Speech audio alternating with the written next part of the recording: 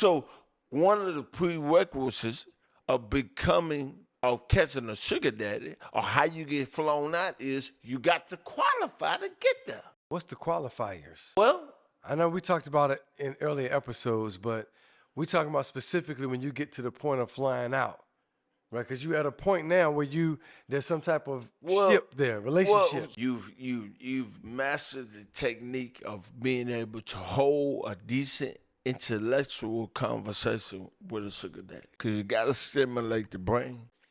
You know, listen, you can get a dummy a dime a day. Like a woman can be, I've had some beautiful women approach me.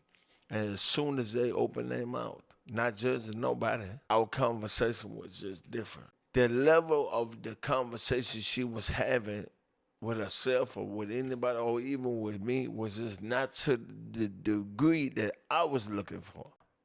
Because if I like you, you got to be able to speak. I ain't say you got to be educated, but you got to be able to speak well.